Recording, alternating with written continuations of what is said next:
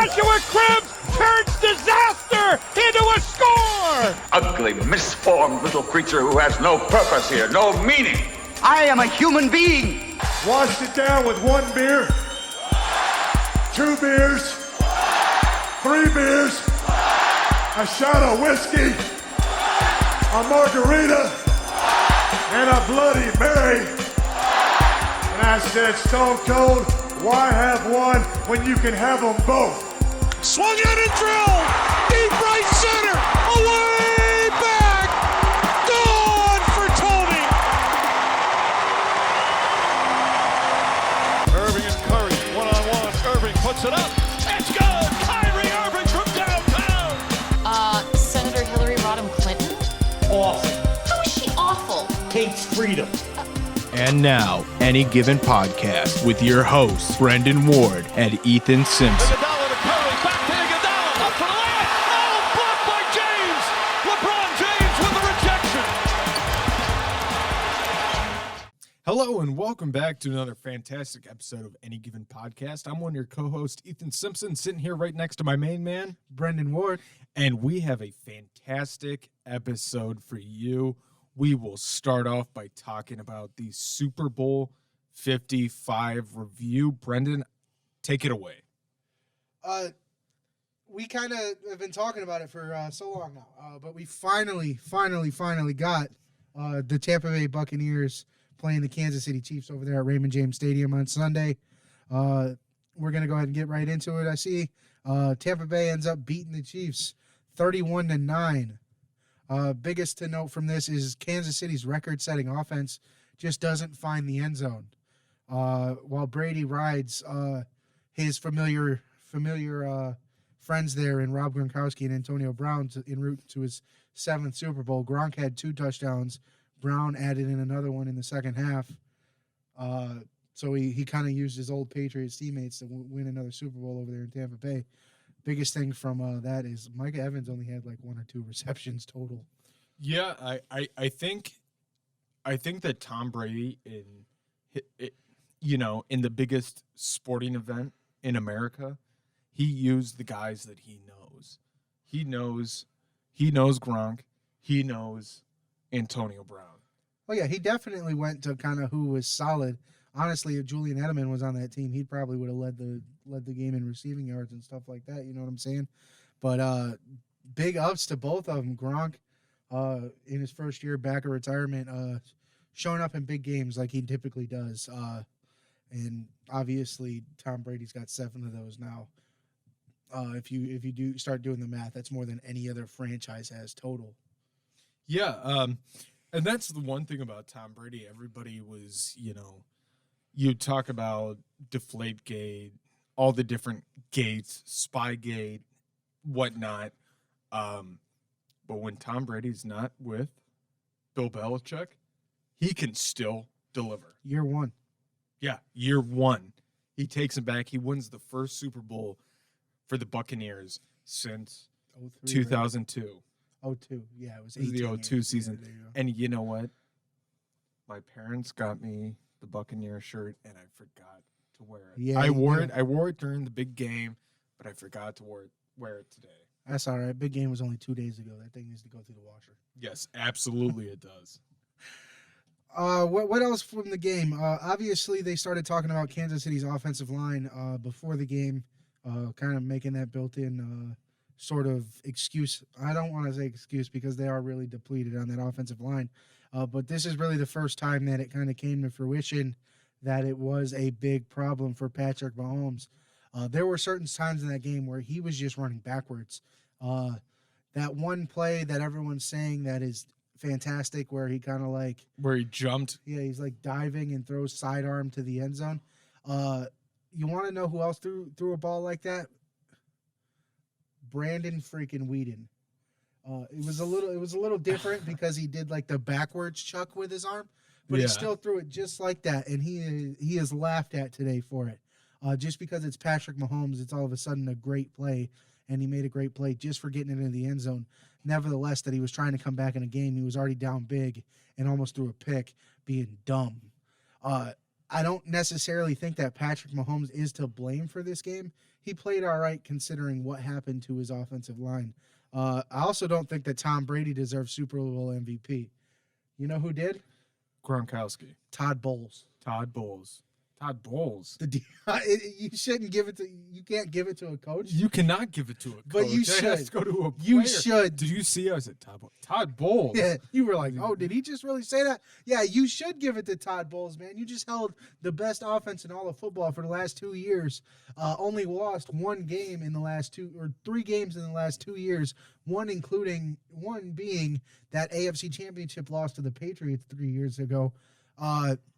To 9 points. Tyreek Hill didn't find the end zone. Travis Kelce didn't find the end zone. Patrick Mahomes couldn't get a ball in the end zone. The highest scorer on the Kansas City Chiefs was their kicker on Sunday. Also, the over-under was 56, and it ended up being 40 total points. Yeah. So here's the thing about Super Bowl 55. So Patrick Mahomes obviously passed for more yards than Tom Brady. That was so he passed for 270 yards compared to Tom Brady's 201. But here's the thing. Who got more touchdowns? Yeah, exactly. It's not a game of stats. That's the thing about sports. You could say it about football, or I'm sorry, baseball being, analytics, whatever you want to call it. But in football, you cannot use that. You saw that the Browns tried to use that a couple years ago. And guess what? It did not work. So on Patrick Mahomes, 26 attempts, 49 attempts, 26 completions, 270 yards, 0, that's the key word, 0 touchdowns with 2 interceptions, 3 sacks, 0 fumbles, with a rating of 52.3. Then you have Tom Brady from Tampa Bay, 27 completions, 29 attempts, 201 yards, 3 touchdowns, 0 interceptions, 1 sack, and 0 fumbles for a rating of, and get this, you're going to love this, 125.8%. You just said he had 2 incompletions? He was 27 of 29?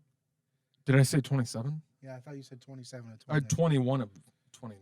Okay, well, still, that's only 8 incompletions. You start looking at a stat line for Tom Brady in the Super Bowl, and he's only got 8 incompletions, and 3 of his completions are touchdowns. That's going to happen, especially when you have Devin Bush, or no, his name, Devin White. Devin White's the 45, right? The linebacker, because Devin Bush plays for the Steelers. Yeah, Devin White. Yeah, Devin White chasing down people. I want that dude. That dude's speed is ridiculous. And if I'm anybody, any other team, you should fire up that game, because that's how you're going to keep the Kansas City Chiefs from being an all-time great dynasty. Absolutely. Do you want to hear Devin White's stats from this game? Yeah. So Devin White was the #1 defensive leader out of both teams for this game. I figured he was all over the place. 8 solo tackles, 4 assisted tackles, 12 total tackles. He also got 0 sacks and 0 forced fumbles, but he also got an interception, but he didn't get a touchdown from a defensive touchdown. But, I mean, still, he's got 12 total tackles. Yeah. Assisted or solo, he's got more solo than assisted, but he has 12 tackles. He was balling his ass off. Yeah, I watched him run an end around to the left with Tyreek Hill. Devin White actually got a bad step. Like, he was behind and still chased Tyreek to the edge. Yeah. And no matter what you think about Tyreek, the man is pretty much the fastest guy in the NFL. Yeah, I mean, he's had his problems off the field. Who hasn't? You know what? I'm not going to say who hasn't with him. He broke his 3-year-old son's arm. So no, I'm not going to give him that credit. I'm just saying he's one of the fastest guys on the field. And I watched Devin Bush lose a step on him, or Devin White. I'm going to say Bush 3 times. I'm sorry. It's going to keep happening because I don't know why. Devin and Devin, I guess. But I watched him be behind the step of Tyreek Hill and still chase him to the outside and catch him before he gained a single yard. So here's a surprising fact. You know who's not in the top 5 of defensive leaders for the Super Bowl? In the words of what's his ass from Barstool, JPP? JPP. I had to tell that story like 4 different times that the other day. Oh, about him blowing off his fingers. Yeah. And then I started trying to I started actively looking at the screen to see if they would show if he had a custom glove or not. Oh, he's always got a custom glove on. Well, I was thinking maybe he could just do it himself, just buy a normal glove and just cut the fingers off. You don't cut have. Off the what? It's this hand. These 2 fingers. Yeah, right there, just cut off the fingers you don't have, and then just sew it back together. You could do it all yourself, but with the money he has, he probably pays people to make his custom gloves. I think his nickname should be Sloth. Sloth like from the Goonies. I mean, even in the face, he does kind of look like that dude.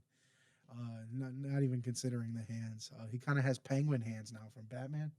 Oh, okay. Yeah, I can see it. Are you talking about the Danny DeVito? Danny DeVito. Yes, absolutely. All right. So moving on from the I guess we're still on the Super Bowl. Yeah, we're still there. We got a couple things to get into. Is the GOAT conversation with Tom Brady's 7th title over finally? I'm one of the people that say it was signed, sealed, and delivered already with his last one. Yeah. But yeah, he's almost doubled up any other quarterback in the league. I think the next closest person is Montana at 4, right? Yeah. No, is it or is it 5? It's 4. It's he doesn't 4. have 5. It's 4. There's 3 or 4. Him and Bradshaw have 4. Yeah. And then a couple other have 3. So and then that team's still really good. I don't think it's out of the realm of possibility is if Brady's serviceable next year that they can win another one. He said he was coming back. Yeah, he for sure said he's coming back. So I know he's coming back. There's just got to be a drop off at some point at the age of 44. But if he's serviceable, that team's very good around him. Obviously, we watched that defense dominate.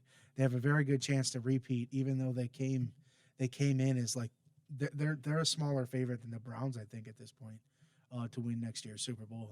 The Browns did open at 20-1 to win the Super Bowl next year, with the Chiefs opening as the favorite at 4-1. So that's not too far back.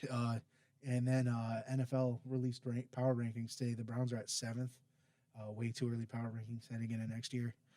Look for the Browns defense to bounce back next year. Yeah, absolutely. I mean, how many guys in the secondary? Our major problem was the secondary, and how many guys were out of it that we get back next year. Yeah, and we get to see what Grant does. Yeah, Delpit. I'm really we get to excited see what he can do because he was picked to be that speed type of guy, to stop Tyreek Hill, to stop Lamar Jackson, things like that, to be able to chase them down. And so I hope he's able to do that because that's what they need. Like I said, if I'm any defensive coordinator in the NFL, I'm firing up this tape because the Tampa Bay Buccaneers gave you the blueprint on how to stop Patty Mahomes. Or Patrick Mahomes, whatever you want to call him. You can't call him Pat. His mom will tweet at you. Yeah, you can't call him Pat. I'll call him Pat all I want. His mom can tweet at me all she wants. She can hit my DMs. Yeah, she wants to. Who do I care what Patrick Mahomes' mom says? Who am I to care? I care what she says in my DMs. Well, that's on you. I don't even know what she looks like. You want me to bring it up? Sure, if you want, but I mean, I'm engaged. She can stay out of my DMs, but that's another story. What else do I have on here? What was your favorite commercial? Or did you not catch any? I caught them. It was just they were weak this year. Yeah, you weren't a big fan of Drake from State Farm? No, Drake's not a good actor. I mean, he was a good actor on Degrassi. I loved him on Next Generation, but when he was like, "It's me, Drake from State Farm." What? Have you seen the intro to Popstar? Yeah. It's terrible. He's not a good actor anymore. The funny thing is it doesn't make sense because they're talking about body doubles, right? Yeah. And then who was it? Mahomes had one, or Rodgers had one, and then Mahomes had Paul Rudd. So if it's a body double, he should be Jake from State Farm still. He's not Drake from State Farm. He's just a fill-in for. That's Patrick Mahomes' mom. Yeah, she's kind of giving me off the lady that owns the Chief type of vibes. So it definitely explains his fiance. Well, she's got. She Yeah, looks, I mean it does. they look very similar. Hey, but His you know what? fiance is just not as reformed as his mom. Oh my God! Did you see Jackson and his mom or his fiance dancing Yeah, I've seen it all. after the game? After they lost, they're still dancing, doing TikToks. Like, Yeah. come on, man! Bro, your boy might never get this again. I- He just lost. I said it on Instagram. If that was Ian, I would physically fight Ian. Obviously, Ian would beat my ass, but I would physically fight Ian if he acted like that at one of my games if or you just one lost of the my things. Super Bowl, Yeah. bro. Like, think about it. Ask Jim Kelly what his brother, what he would think if his brother was dancing after he lost those Super Bowls. He's never been back, never won a ring. What if Patty Mahomes never wins a ring and his last impression of a Super Bowl is losing to Brady, and then afterwards his brother just dancing like nothing even happened? And it wasn't even like they weren't even in the booths. They were on the sidelines dancing. His fiance, his future wife, the person he's going to spend the rest of his life with, and his younger brother, and they're dancing. I mean, Get out of here. By all means, I'm not personally attacking these people, so don't take it that way. I am. But there's certain things that just are starting to get a little annoying. We know Patrick Mahomes is potentially the greatest player we've ever seen. We've been on record saying how good he is. We understand. I wouldn't say that he's the best we have ever seen because I've seen Tom Brady play in person, No, so well, I'm not calling that. Well, out. I I've get, seen like, Derek Jeter play in person. Bro, there's an argument. I've seen Big Papi play. There's in an person. argument, but this kid is in his 4th year, and I don't and know. he's already starting That's to be in just- those conversations. All I'm saying from that is, people know how great this kid is. Yeah. Nobody's sitting here doubting him. And nobody's sitting here doubting the defending champion Kansas City Chiefs and all this. Well, keep doubting 15 and he'll make you pay. Keep doubting us. Like, Keep doubting 6, and the numbers won't lie. Yeah, keep doubting 6. That makes sense, right? The Browns haven't done anything in 20-some years. Keep doubting 6. He's trying to take a franchise who was in poverty the last 3 years and turn it over. You won a title last year. Nobody's freaking doubting your freaking Right. husband or fiance, or I don't even know what you guys are married now. right? 'Cause you're having a kid. I think she's just his fiance. Or whatever they are. He proposed to her when he found out that she was pregnant with his child. But and that's what I'm saying. I'm not coming at a pregnant lady or anything like that. So, but like, just like, and then during the game, you start getting like, and if you start looking through like the pictures that were tweeted out, ESPN tweeted out a series of pictures. One was Tom Brady sulking on the bench despite himself having a lead. He had his head down. He looked like this. He looked like he was sad. Mm-hmm. 5 seconds later, they post a picture of Patrick Mahomes while he's on the field. And sure, he looks like he has sad eyes and stuff like that. But she I don't know if you've seen the tweet, but she's seen the tweet and said something like, "Oh, this is really how you treat one of the best players in your league. So corny." Well, you retweeted Curry's old lady the other day when she was saying. Yeah. When she was talking about this is rigged because in Game 5 of the 2016 NBA Finals, Draymond Green hit LeBron in his sack, and he got kicked out for Game 6. And she was like, "I saw it with my own eyes. This is so rigged." It is the same situation because why are we rigging something against the defending champions? Yeah. And that's kind of where I was at. I retweeted that on the original tweet was asking what's the best tweet you've ever seen on Twitter. That's right. Yeah. And you quoted it and posted that. Yeah, and isn't it though? Yeah, I mean that was so ridiculous. It's all for money. Yeah. This is rigged. And everybody, she got roasted for that. She stayed off Twitter for the rest of the finals. It ain't our fault. Your boys never showed up in the finals. Right. What's he do? Just toss it up from. I don't. If he showed up in that finals, the Cavs don't come back from 3-1. End of story. Clay showed up for the finals. Clay Draymond, did? yeah. I respect Klay Thompson so much more than I do Draymond Green and Stephen Curry. Hell, I'll even go as far to say is Draymond showed up for that finals more than Steph did. Yeah, Hey, I mean, dude, what your only thing is to close your eyes and toss it out from half court. Awesome, bro. He did that. Like, Jesus Christ, man. Awesome. Congratulations. So, moving on from this, since I don't have a favorite commercial because Budweiser said they weren't going to do a commercial, but then they did Bud Light and Bud Zero. Yeah. But it was like the greatest commercial ever I've seen at a Super Bowl was when the dog accidentally gets locked in locks in the Clydesdale cage, and he has to come back, and they're searching for him, and then they finally meet up, and it was a little golden retriever puppy, and man, that tugs at your heartstrings. Yeah, that is a top commercial ever. My favorite one ever is the Doritos commercial with the little kid. Don't touch my mom. Yeah, don't touch my Doritos. Don't touch my mama. Yeah, don't touch my Doritos. Don't touch my mama. That's my favorite one ever. But I was watching with Heidi. I was watching that Super Bowl commercial special thing. I was watching that as well. That's why I tweeted that out. It was a terrible show. They ranked the puppy Budweiser commercial at 19th. Yeah, right? That was unbelievable. Well, I couldn't imagine it. I couldn't believe it. That happened that early, and I was like, "There's 19 commercials that beat this one." Right. Like, they're talking about what they say 25 years of commercials, something like that. 25 it was years. like 2 decades they were talking about since they've done it. I think it was like 01 when they started or something like that. Yeah, and it's 19th. I mean, the number one commercial that tugged everybody's heartstrings is 19th. It's all right. Mine didn't even make the list, but the number one commercial was some stupid one where lambs were dancing in the field. They were all dancing together. It was a Budweiser commercial, but it was definitely not a top tier Budweiser commercial. Right. To me. Not the one that made almost every grown man in America cry. Yeah, right? They had puppy monkey baby over. Right? Over the puppy being lost and finding his way home in the snow and in the rain. And Puppy Monkey Baby is a funny commercial. It was but it's not better than that one. It's not. Tug at your heartstrings. Like I said, that one or the Doritos one should have been number one.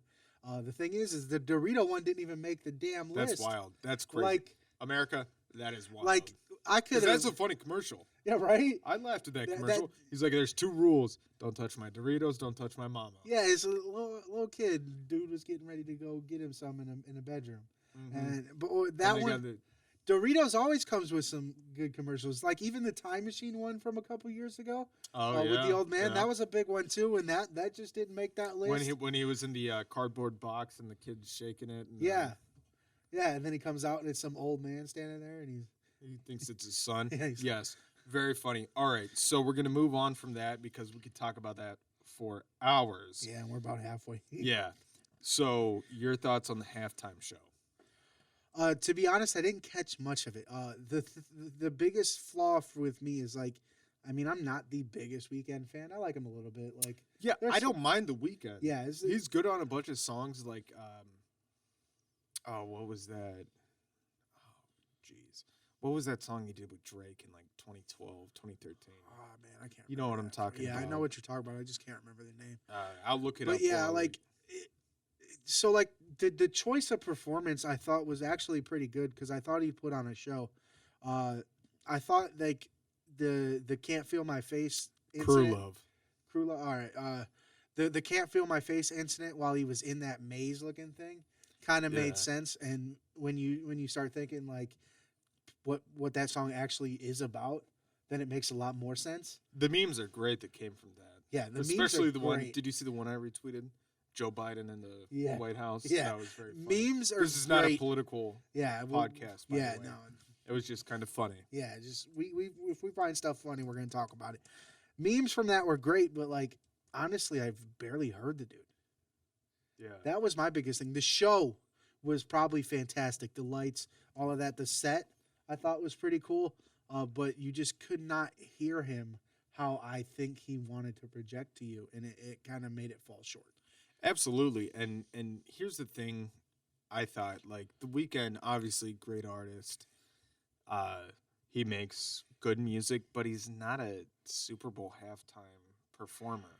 I thought it was very rated R like his music's very rated R in terms of the stuff, some of the stuff he talks about and stuff like that. Yeah. I thought it was very off-brand for an NFL Super Bowl halftime show. Well, what I was saying was I don't think that he doesn't have enough energy behind his music to be a Super Bowl halftime show. I could see.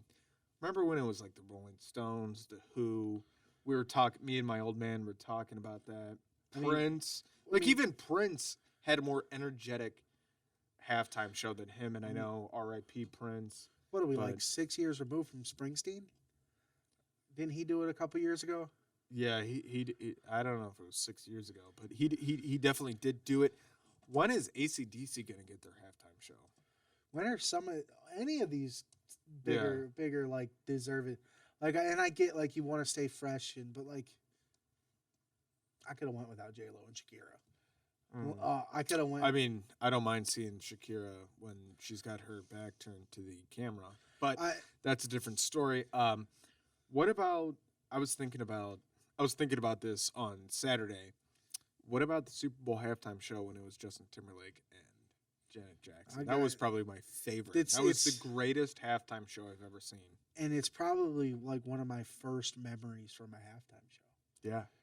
We got to see her boob. Yeah, and it was just we were kids. We were in elementary school and we got to see a boob. That was like awesome. 5 or 6 at the time. And we got to watch these guys kick the shit out of each other, and then we got to see a boob. Yeah. Awesome. It was great. I got to stay up past 10 p.m. It was fantastic. But yeah, I do think they need to bring the upbeat, but I for some reason they got themselves in this genre of like Bruno Mars and then Shakira and J-Lo and then The Weeknd and then what Cardi B did was part of the set last year, I believe. Yeah. And then, I mean, you did Beyonce, which Beyonce is a big star like that, but I believe she had the energy and hers wasn't terrible. She always has the energy. Hers wasn't terrible, you know what I'm saying? But like, I do think you need to get back to some of these bigger followings like AC/DC or Metallica is pretty heavy. Motley Crue. Yeah, it's Motley Crue's 40th anniversary. I don't know why they didn't pay to play. And they were supposed to do a stadium tour this year. They got canceled. Why wouldn't you? Yeah, it'd be huge. And I know you want to appease like the younger audience, and that's kind of moving the game forward is what you want to do, and that's probably what they chose with. But the younger audience got into it with what was that movie, The Dirt? Yeah, with Machine Gun Kelly. Yeah, the younger audience. They got into Motley Crue from that. And that's what I'm like. There's a lot of people that know who Motley Crue is now. Yeah, they're also from that movie. Yeah, also from that movie, you probably get educated on Ozzy Osbourne is not just Black Sabbath. Oh man, I love Ozzy. I feel like I run into a lot of young people that only think he's Black Sabbath. Right. He had a whole solo career. And, speaking of Ozzy Osbourne, you know who else I love from that same genre and era? Man, I love me some Alice Cooper. Okay, yeah. My Frankenstein. My greasy fingers going down, yo. Greasy spine. I love that, too. And not just because of Wayne's World, when he gets to meet them and we're not worthy. I've always liked Alice Cooper. I've always been into that hard rock, but not... I've been into hard rock, but from that era, but not like Metallica or Slipknot or any of those guys, or Tool. Mine ends with like Metallica. I like Metallica, but like you said, I can't stand Metallica. Slipknot isn't great. Pantera's okay. See, I don't listen to those guys. I listen to Ozzy. I listen to Alice. I listen to AC/DC. Yeah, those guys are those guys. Those guys. Well, because Metallica and Pantera are from about 10 years later. Yeah, it's not quite the same. Right, and then they started getting real dark with it. And Metallica went real dark. Yeah, see, I'm not that type of... I like the hard rock, but not like heavy Metallica metal. or Pantera or you those like guys. You like hard rock, but not metal. It's a little... Yeah, different. I like hard rock. Not there you go. Yeah, it's example. It's a big thing. But yeah, give me give me Motley Crue next year. By all means, give them to me. Yeah, that's cool. I am all for vibing to Home Sweet Home with people in the stands with their lighters out. To finish off a 25-minute set. Yeah. Because then if you give me Motley Crue, you can also give me Ozzy Osbourne coming out. Motley Crue would have been perfect in Tampa. Shit, if they would have put it in Jacksonville, it would have been perfect too. Yeah, that's what exactly. Like perfect. That's their type of. That's where they shine. Well, like I said, they were supposed to do that stadium tour. They were supposed to come to Cleveland this year, and then pandemic happened. That kind of got canceled. I know they're going to start it up next year, but why not start a stadium tour in June of next year, and then finish it off in February with the Super Bowl? Yeah. Why not? Ride yourselves off in a sunset. Like I said, it's their 40th anniversary. Yeah, 40th anniversary. I think it'd work perfect. NFL, give us a call. We do have experience in marketing. I know how to book. My man knows how to book artists. I'm just saying. I help with social media, so if you need people, Barstool Sports or NFL, give us both a call. Yeah, I mean, I could totally see, you got Tommy Lee and all those guys out there putting out their. All right, so moving on. Moving on from that. Now that the football season is officially over, it is NASCAR season, baby. February 14th, 2021 is the first Daytona 500 of the year. I'm amped. I know he's amped. I got him into NASCAR. Oh, I'm big amped, and that's kind of why I put this on here, because I was like, I seen a video like immediately after the Super Bowl, and it was one of those things where like they were doing like the countdown to the end of the game. Yeah. And then all of a sudden, dude pulled his NASCAR flag out from behind him, and I was like, oh yeah. And then I realized the day, and I was like, oh, it's February 7th. the Daytona 500 is right around the corner. So I look it up, and I was like, oh yes, we get to talk about it on Tuesday because it is on Valentine's Day this weekend. And let me tell you what, we called it, both of us called it last year or last season that our boy Chase Elliott was going to win. Chase Elliott's championship run, we both said the man just needs to start winning races and the title's his. Yep, and what did he do? So he must be a fan of the podcast. He must have the podcast going on in his car when he's going around those speedways. But I would. Absolutely. I mean, he drove the 24 car, which, I'm a big Jeff Gordon fan. That was my number one growing up. His dad is Bill Elliott. I mean, what better, chances can you get? This kid is fantastic. He is the future of NASCAR. I'm looking forward to what he can do in 2021. Do you think he has what it takes to go back to back, like they're on the cover of Lethal Weapon? Yeah, he does. There are those guys that are kind of at the pinnacle of NASCAR right now. You got Elliott, you got Logano, you got love him or hate him, you got Kyle Busch that's up there. His brother's not that good, but he's up there. You got Keselowski's up there. You got Harvick, but he stepped away, I believe, right? Either that or this is his last year, one of the two. So he's almost done. Kyle Larson's back. You got Larson, who's going to be up there. So you got those top tier guys, and you start thinking about Elliott. Like we said, he had like 4 or 5 top 5 finishes. He just somewhere near the end, he just wasn't finishing those races. We both sat here on a show and was like, hey, he starts turning those into dubs. Only a couple more is needed. And because he was still pacing with everyone else in points, all those guys were taking turns at winning races. He was taking turns at, he was just consistent. And he's still a young guy, too. Yeah, and he's young. Although, like, they did tweet out that he got a new paint job the other day. I still don't see it. They were saying everybody got a new paint job, and they looked the same as last year. They just instead of Bear paints, they use like. Better not have been using DuPont. Yeah, instead of Bear paints, they use like DuPont or something like that. I know. I don't think DuPont is allowed to be used anymore. Instead of Bear, they're using Sherwin-Williams. There you go. I'm just like that. That's the only thing that made sense. I looked up and down that blue and white car the other day and didn't see no difference at all. It's kind of wild. I mean, I was going off of memory, so like there could be a difference, but I think the only difference you could really like point out from just looking at that picture is probably maybe different sponsors, so maybe different stickers on the cars. But other than that, it still was the same car to me. And then they tweeted out the Hooters car, and it was the same one as last year. Yeah, but that is it's a sweet car. It's such a sweet ass design. It's a sweet car. I'm not saying that. I'm just saying it's the same as last year too. I've been to Hooters one time in Goodyear, Arizona, and I don't know if it was Goodyear. It was somewhere down around where we were at spring training, but wings, not as good as they say. I'd imagine it was fun. It was fun, Hooters but is an experience. It's not you're not going there to enjoy. You're not going. Yeah, you're not getting good food. It's not fine dining, bro. It's an experience. It's just. It's tokens away from Dave and Buster's. Yeah, it's. You're not going there, like you said. You're going there for the experience, not the food. And let me tell you what, the atmosphere there was booming. Booming. I believe I've never been to a Hooters, man. Every time I see one, I suggest we go there.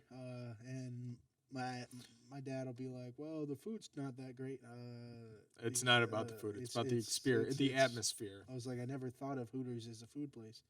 No, maybe we have to go down there when we finally, after this pandemic, get to go down to Tampa and do a show. Yeah, we'll make it happen. Let's go. Yeah, we will definitely, because the headquarters is down in Tampa. Hey, Heidi, don't kill me. We're going to Hooters. Trust me. You can trust me, Heidi. I won't let anything. I won't let him get into any mischief. You can go too. Yeah, you can come. All right. So moving on from that, who is your favorite driver to win the first Daytona 500 on Sunday, the 14th, Valentine's Day? I'm just gonna pick one off my head. Give me Logano.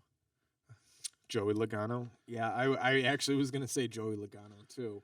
I would say Joey Logano, or here's a sneaky pick. Watch out for Kurt Busch. Kurt. I just called him trash 5 minutes ago. I know. That's why I said call it sneaky. No, watch out for him. Austin Dillon seems to run pretty big in these types of gets himself in there. He does do good at speedways. In speedways like that, yeah. Who was that rookie last year? There was a couple. There's that one kid that was in like every single race at the beginning of the year. Top 5, top 10. I can't think of his name. Expect him to maybe do something big. Other than that, then you like I said, you got those top guys that just continue. Keselowski it really wouldn't surprise me if he wins. Look for Bubba Wallace to make a splash with his new team. He signed with Michael Jordan's team, didn't he? Or something like that? It's actually Michael Jordan and Denny Hamlin's team. Yeah, exactly. So look for him to try to make a splash. I mean, the dude hasn't won in like 20 years, but he's got to do something at some point because it's starting to get like a "what have you done for me lately" type of thing, and everything that happened with him last year. I know he's got the financial backing of Mr. Michael Jordan. You're talking about, but Bubba Wallace needs to win a race. Hold on, let me.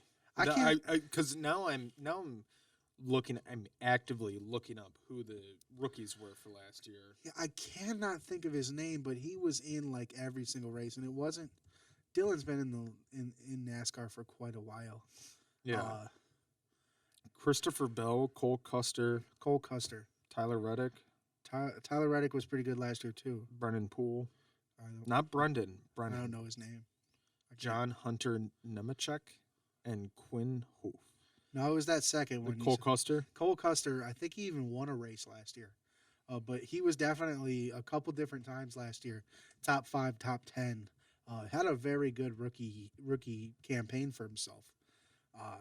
So I don't know. Like I feel like I need to pick a driver to be a fan of, but NASCAR is just so fun. Oh yeah, he's at Stewart Haas Racing. Yeah, NASCAR is just kind of so fun at not having that rooting interest. You know what I'm saying? There's a certain part about NASCAR where I just want to see a race.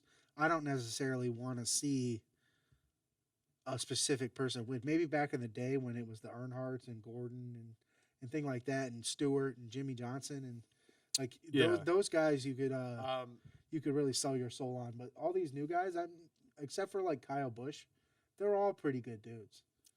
Kyle Busch is an asshole. And I ride with Chase Elliott.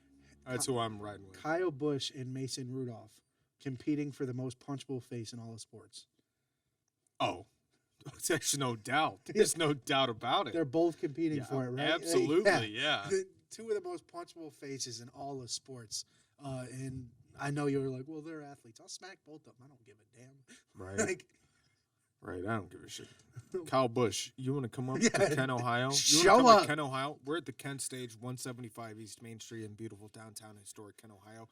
You can come here, and I can fight you. I will fight you on the stage in front of a camera for money. Let's go.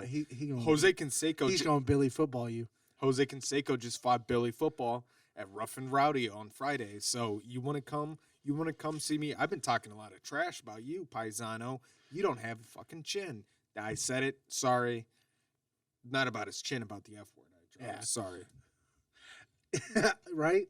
I'd be more scared to fight Jose Canseco still. Look at Cole Custer. Tell me, it says he was born in 1998. His face does not look like My man he looks like he's fucking. He's 40. He looks like he's 40. He looks like he belongs in Mr. Rogers' Neighborhood. Right? Oh, he does look like the king with the rosy cheeks. Okay, there you go. You know what I'm talking I don't about? know why that must be why it rung a bell to me, but I was just like, man, that dude looks like he's straight out of Mr. Rogers' show. And here we are. Hold on, let me. Or not? Sorry, not the king. He looks like 80. No, does he look? What were you thinking about, the king or the? Which one? This guy. Oh, that's not a guy. That's Lady Elaine. Well, he looks like Lady Elaine. Lady Elaine from Mr. Fairchild. That's who he looks like. Brendan called it. I didn't. All I said was, "Come fight me." He also does have Kyle like Busch. a Dusty Rhodes type look. If he had blonde hair. All right, but like I was saying, come fight me, Kyle Busch. I'm at 175 East Main Street, beautiful, historic downtown Kent, Ohio, at the historic Kent Stage. So, moving on from that, I'm just putting that out there, Brendan. He can come fight me. I don't All right. care. By all means, we'll sell tickets to it. We will sell. We will sell 300 tickets to it. We will they do it gotta be outside. We'll do it at Blossom. Yeah, you got to be general admission tickets. We probably got to do it outside. Ohio is closed down right now, so so we'll have to make it happen someplace outside. All right. But you said moving on. You know what time it is. I know exactly what time it is. You've been dropping them all day. You want to drop it again? You know what? I've been dropping it all day. I will drop it again. It is the Fuck Trevor Bauer segment. Trevor Bauer decided to sign with the Los Angeles Dodgers over the weekend, and he decided to make a video showing every single team's jerseys that were potentially looking at him, and then use his little bitch voice over a voiceover and talk about how it was such a tough decision. You went to the World Series champions. It was not that tough a decision, Paisano. Real hard to take record-setting money from, like you said, the defending World Series champions. It's coming down. Ethan's grabbing his mic, putting it in his hand. I'm gonna sit up for this one. Stay sitting up for this one. But yeah, how hard of a decision it was? You want to know what a hard decision was? Taking the Mets money, even though they're in shambles again, or staying with Cincinnati and trying to build up that team. And I get like you wanted the money. By all means, I'm not really even that mad that you took money. I'm pissed off you decided, well, I'm going to go be a third string guy because you're not going to start over their top two guys. You just took $40-some million a year to be the third guy in the rotation. You were that in Cleveland and getting paid $800,000. Yeah, I mean, he just went there for the money, and also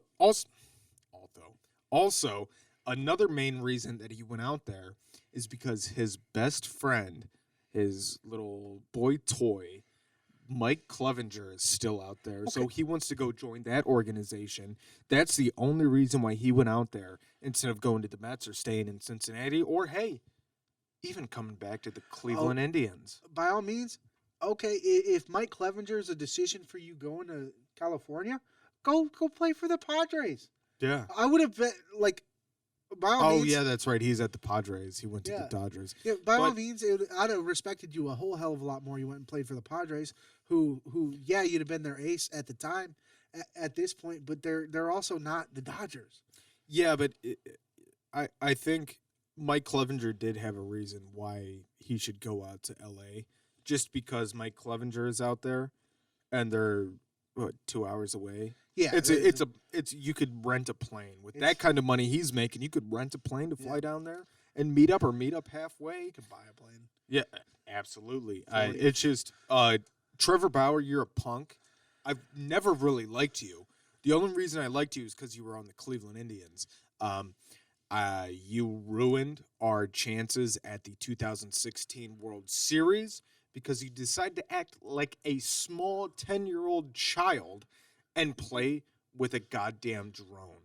And you cut your finger, and they had to super glue it during the ALCS. And then he wasn't the same in the World Series. We possibly win a World Series title if he doesn't have a cut finger. Yeah, he wanted to act like a child. If you don't have a Play boo-boo, with children's if you don't toys. have a freaking boo-boo, we might win the. We're not talking about still. What's it? 1948, right? Something like Yeah, 1948. Yeah. Yeah, and we're still not talking about that. And we have to freaking had to deal with the Cubs winning a title over us. It was just all It was not sorts of, fun. It was all sorts of bad. But we're not talking about. We're talking about that the absolute Kevin Durant like decision you decided to make. In your free agency, all this thing about how free agency is going to be the funnest thing ever, and he said that. He said he's so much looking forward to free agency because taking those meetings and giving us the insight on that, and absolutely, you might want to get Otto. He's starting to scoot. All right, we'll pull Otto back too.